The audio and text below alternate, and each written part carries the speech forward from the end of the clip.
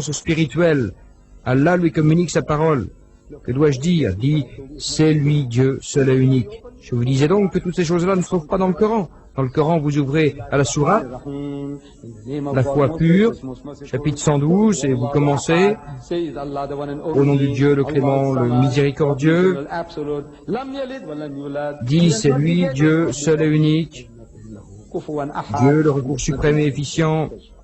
Il n'a jamais enfanté, il n'a jamais eu enfanté. Nul lui est égal ou semblable, c'est tout. Où il se trouvait, en quelle occasion, comment ça s'est passé? Rien. Il n'y a que la parole de Dieu. Tout le reste, c'est des détails. Comme nous donnent plus tard, ils disent, voilà comment ça s'est passé. Ceux qui étaient des témoins oculaires, des témoins auriculaires, ce qui s'est passé, ce que notre prophète a dit, tout cela fut porté à notre connaissance. Vous trouvez les autres détails dans les livres du hadith. Parole du prophète, un livre séparé. Parole de Dieu, un livre séparé. Hadith, parole du prophète, un livre séparé. Histoire, Ibn Rushd, Ibn Tamiyana, écrivain grec, des livres séparés, livres séparés. Et notre nuit arabe, livre séparé aussi. Oui.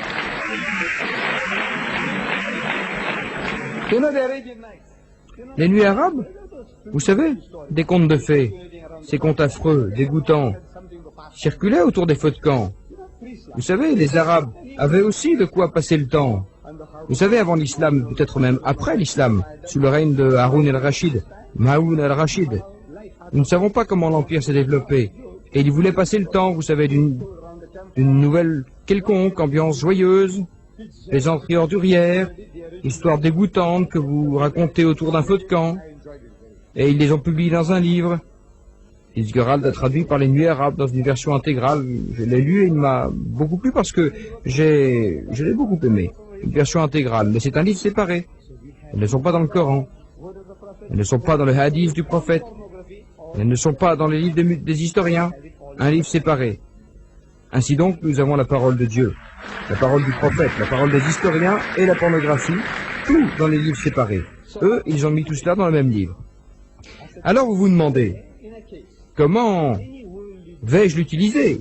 Je dis, écoutez, dans un procès, un différent matériel, quand l'affaire est portée devant le tribunal, voyez-vous, le demandeur, celui qui engage l'action, va à la barre. Vous savez, la barre des témoins. Et il fait une déclaration sous serment. Il donne son témoignage, il expose sa plainte. Et votre avocat, vous êtes le défendeur, votre avocat l'interroge sur les faits pour prouver au juge que le demandeur ment. Il ment. Il ment. Mais dans ces mensonges, il glisse quelques vérités. Dans n'importe quelle nation civilisée, comment fait-on pour résoudre le problème? Vous essayez de déceler ces mensonges aux endroits où il ment. Vous dites, écoutez, vous dites qu'il faisait nuit? Il répond oui. C'était une nuit sans lune? Et les rues n'étaient pas éclairées? Non. Et vous dites avoir vu sa voiture? Il répond oui. Et vous avez pu relever son numéro d'immatriculation? Il répond oui. Avez-vous vraiment d'aussi bons yeux? Vous avez des yeux microscopiques ou à rayon X pour pouvoir voir toutes ces choses? Pouvez-vous voir quelque chose là? Il répond non, je ne peux pas. Il dit, écoutez, il y a plein de lumière ici et vous êtes incapable de voir le rideau là-bas? La couleur, ce qui est écrit là? Il répond non, je ne peux pas. De cette manière, il veut montrer au juge que le demandeur ment. Il est menteur, il est menteur, il est menteur. À la fin de sa plaidoirie, il conclut en demandant l'acquittement avec dommages et intérêts, c'est-à-dire l'accusation d'être rejetée.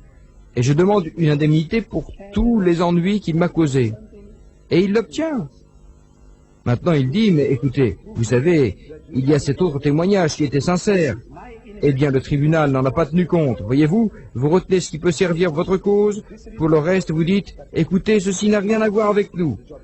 Nous avons prouvé au monde et à vous que vous n'aviez pas de jambes pour vous tenir dessus. Pour cette raison et cette raison. L'affaire est close et le travail est fait. Voilà comment vous raisonnez dans la vie, quel que soit le cas, et nous faisons de même quand il s'agit de religion. J'étais chrétien, mais maintenant je suis converti à l'islam. Je suis en paix.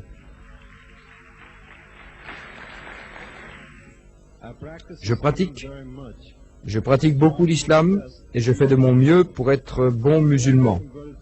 Avant de me convertir à l'islam, j'étais homosexuel. Maintenant, je suis musulman, mais je continue à ressentir un penchant pour les autres hommes. Je fais tout ce qui est possible pour chasser ces sentiments. Qu'est-ce que vous me conseillez de faire pour guérir définitivement de l'homosexualité?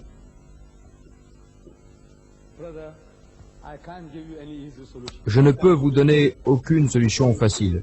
Je ne peux pas vous prescrire une pilule. Je ne peux pas dire, écoutez, vous prenez cette pilule et tous vos problèmes se dissiperont. Vous savez, toute une vie de... c'est pas facile. Il faut un grand effort, de grands sacrifices. Vous savez, pour la dompter et la réfréner. Ce dont vous avez besoin, c'est une bonne compagnie et la compagnie de la parole de Dieu. Lisez ce livre de Dieu avec ferveur. Si vous le lisez avec ferveur, vous trouverez qu'Allah Tout-Puissant vous parle. Et quand vous laissez Allah vous parler, sa parole fera le travail pour vous. Il n'y a pas de solution facile. Je ne peux pas dire qu'il existe une solution facile. Comme je le disais, vous prenez une pilule ou bien vous prenez n'importe quoi. Je vous donne un morceau de papier avec quelques mots écrits dessus et vous le mettez sur votre cou et voilà que par enchantement votre problème se trouve résolu. Non. Je n'ai pas de ces solutions faciles. C'est un combat et que vous devez mener avec toute sincérité et énergie. Vous menez ce combat et je suis certain que Dieu Tout-Puissant vous aidera dans votre effort à suivre le droit chemin. Je l'espère. Inch'Allah.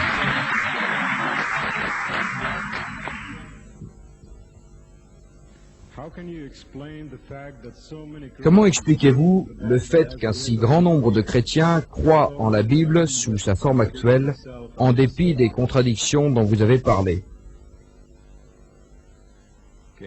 Je n'ai pas compris la plaisanterie. De quoi s'agit-il? Comment expliquez-vous le fait qu'un si grand nombre de chrétiens croient en la Bible sous sa forme actuelle, en dépit des contradictions dont vous avez parlé?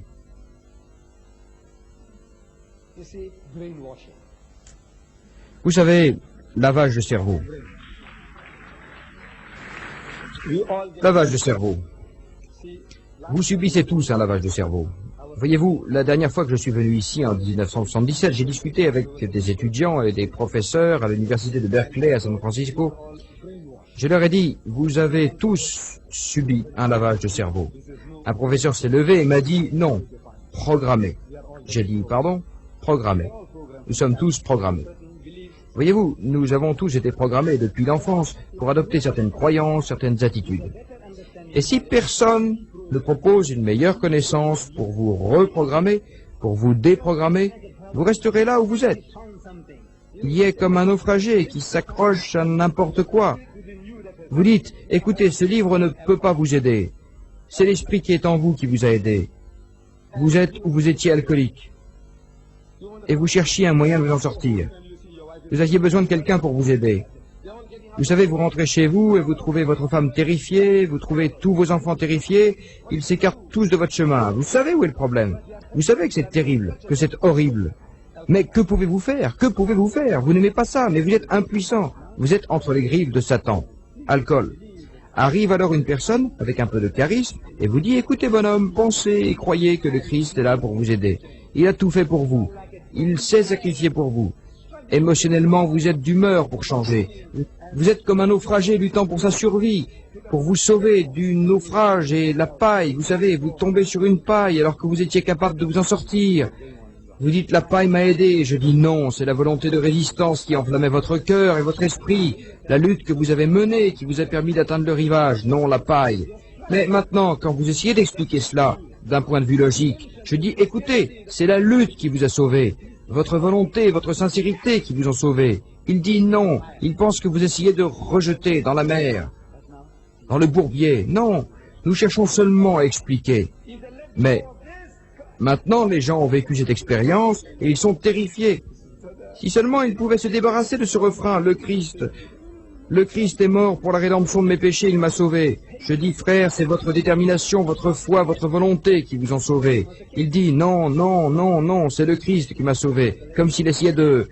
Il est terrifié, il pense que vous allez le rejeter à la mer, que vous allez le rejeter dans le bourbier, ce qui n'est pas le cas.